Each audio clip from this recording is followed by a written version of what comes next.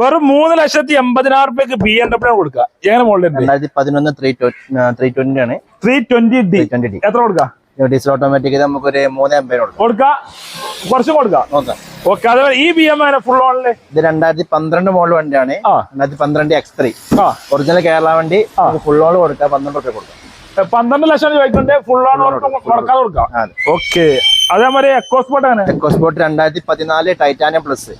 ഇത് നമുക്കൊരു 420 കൊടുക്കാം. 420 കൊടുക്കാം. നല്ല പാർട്ടിയാണ്. 4 രൂപ ലോൺ കൊടുക്കാം. ലോൺ കൊടുക്കാം.